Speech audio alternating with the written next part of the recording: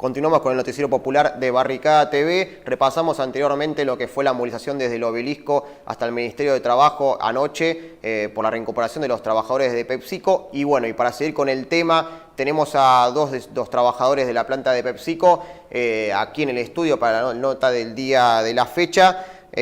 Bueno, con este tema que por suerte llegó a nivel nacional, ¿no? Por la difusión que ha tenido, por los lamentables hechos de represión con lo que avanzó la policía tras la disposición de la Fiscalía que estaba con el caso. Si nos quieren contar, estamos con Martín y con Alejandro, si nos quieren contar primero, Martín, ¿cómo comienza este conflicto? Porque todos se enteraron, o por lo menos, bueno, los que seguimos el tema desde antes, pero a nivel nacional se enteraron a partir de la represión y de los hechos que sucedieron el jueves de la semana pasada, pero este conflicto venía desde antes, con ustedes intentando ir a trabajar como todos los días, encontrándose con un cartel que les decía que estaban de repente todos despedidos. ¿Querés contarnos cómo inicia este conflicto en la planta de Vicente López? Sí, bueno, ese fue el momento donde empieza el conflicto.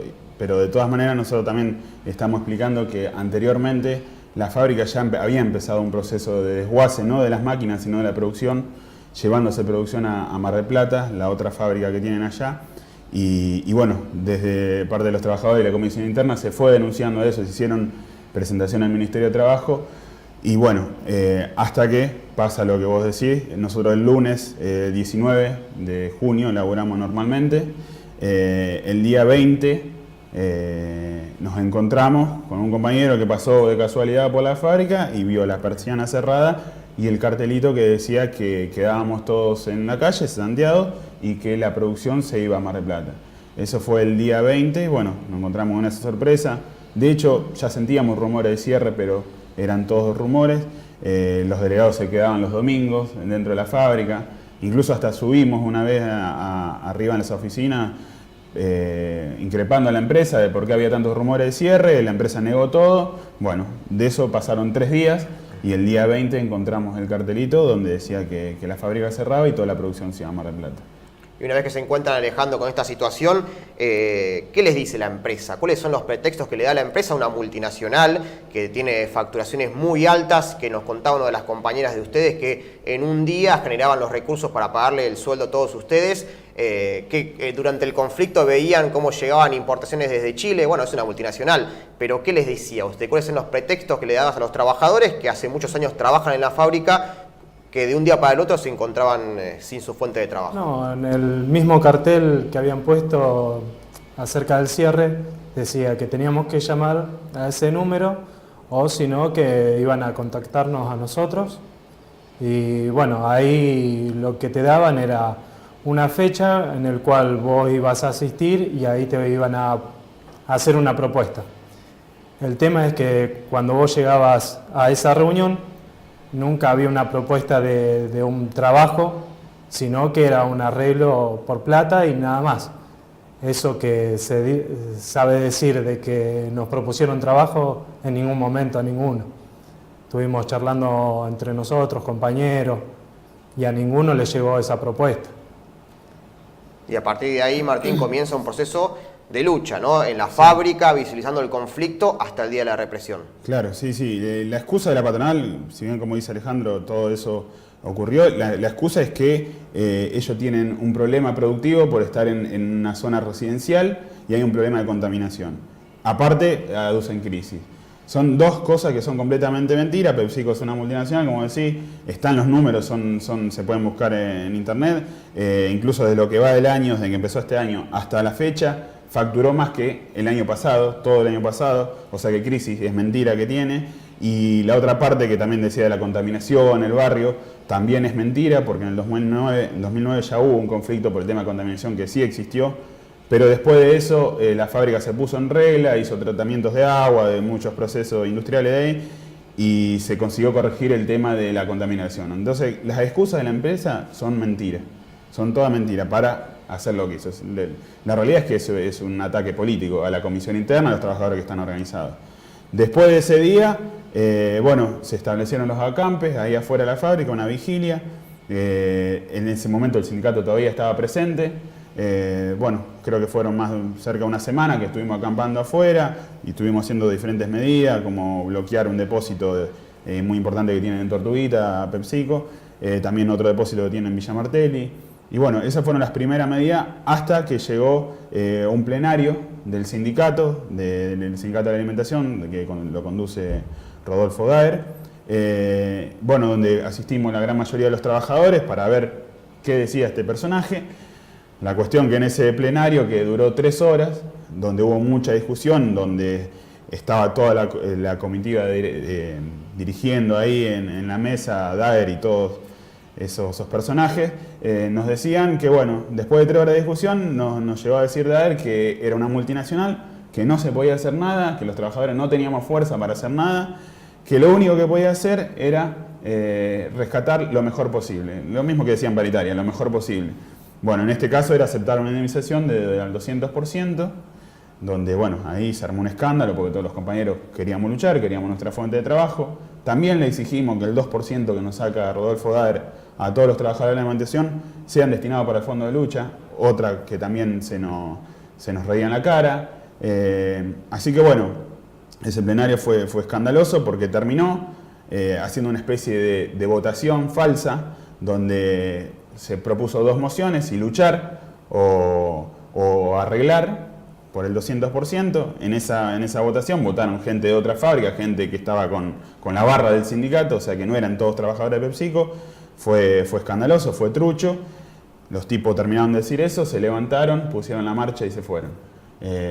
O sea que bueno, hasta ese momento es otro momento bisagra de la fábrica, del conflicto, digo, donde el sindicato nos entrega, donde nos deja liberado y bueno, y no se hacen cargo de más nada. El Ministerio de Trabajo no los recibe, no los escucha, el fiscal ordena una represión. ¿Cómo vivieron esos momentos? Y también, ¿cuál es el rol que tiene el gobierno en este conflicto? Que, como decías muy bien antes, es político. Claro, sí. Vale.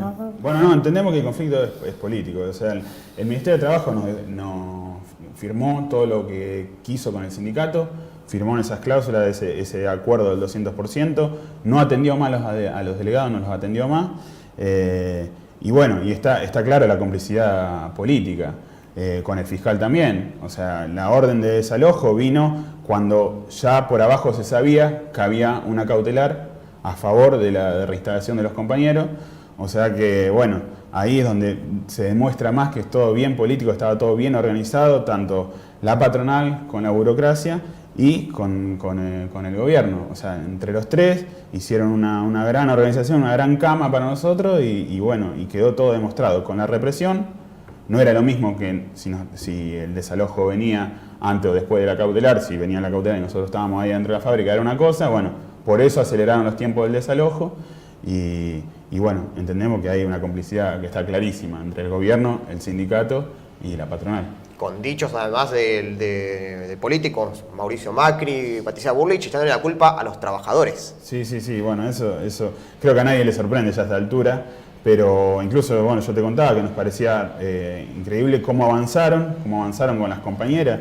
La primera fila de que eran compañeras que hace 20 años que están laburando ahí, que tienen 40, 50 años, que tienen hijos, ellas estaban al frente por su propia decisión, ahí bancando, y avanzaron con una represión brutal.